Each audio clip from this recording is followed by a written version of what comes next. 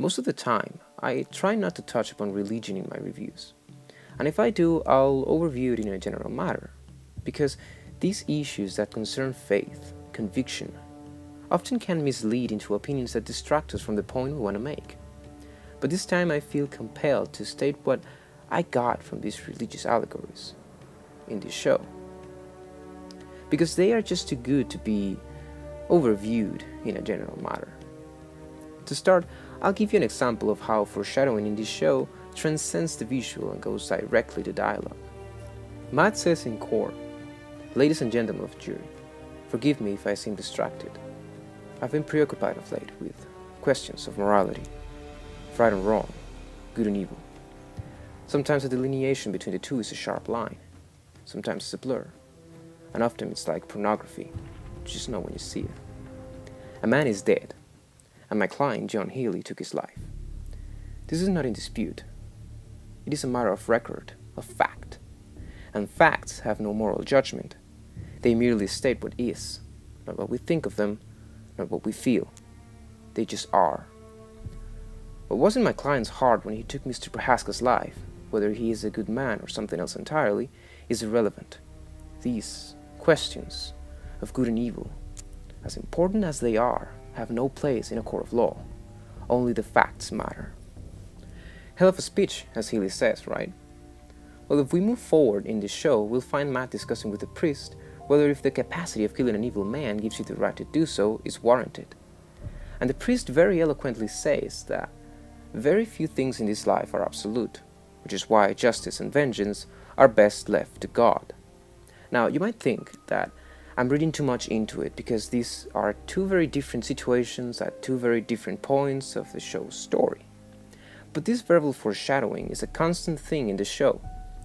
Another example is when Karen first meets Matt and Foggy, she asks, "What are you guys, just a couple of good Samaritans?" And in the last episode, when Wilson Fisk gives his speech inside the FBI convoy, he tells the story of the victim who was set up by men with ill intent, and the Samaritan, the good man who saved him. And the camera points directly at Matt and Foggy when he mentions the Samaritan. In that moment, both visual and verbal foreshadowing is happening, and we are witnessing the results of a very skilled team of writers.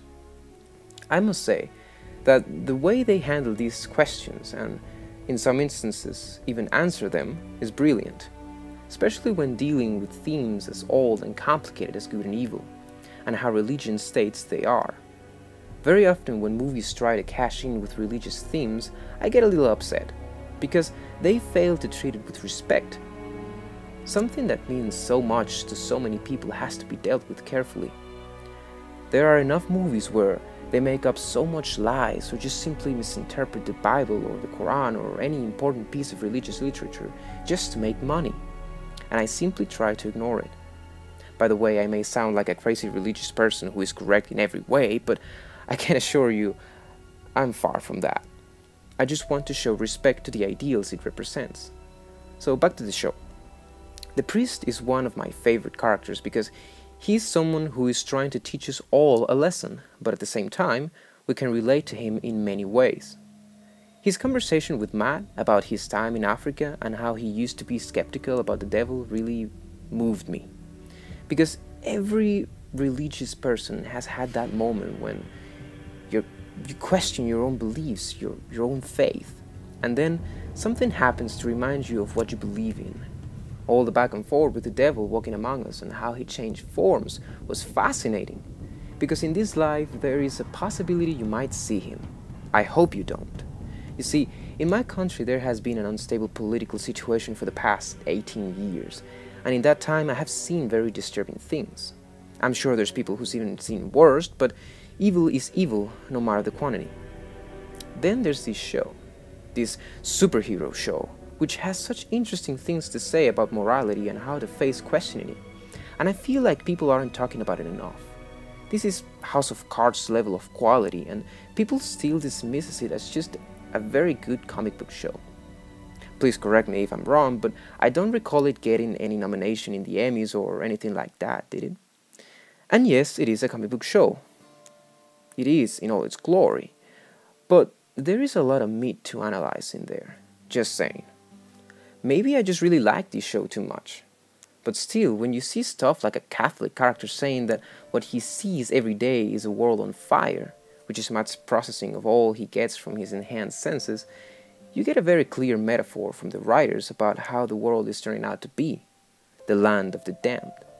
Yet to inspire us to stand up to that, to change that, this show does end up on a fairly happy ending, where evil gets what it deserves. So, with the intention to leave you guys with something to reflect upon, I'll read a quote that speaks for itself, from another character in this show who understood the constant struggle between good and evil, and wasn't afraid to put his life at risk so that the ill intent wouldn't set us all on a path that we should not have been on. You get what you deserve. It's an old saying, one that survived the years because it's true, for the most part, but not for everyone. Some get more than they deserve, because they believe that they aren't like everyone else, that the rules, the ones people like me and you, the people that work and struggle to live our lives, just live, don't apply to them, that they can do anything and live happily ever after while the rest of us suffer. They do this from the shadows, shadows that we cast with our indifference, with a pervasive lack of interest in anything that doesn't directly affect us, we in the here and now. Or maybe it's just a shadow of weariness, of how tired we are, struggling to claw our way back to a middle class that no longer exists, because of those who take more than they deserve. And they keep taking, until all that's left for the rest of us is a memory of how it used to be before the corporations and the bottom line decided we didn't matter anymore. But we do, you and I, the people of this city, we still matter. Thanks for watching, guys, and see you next time.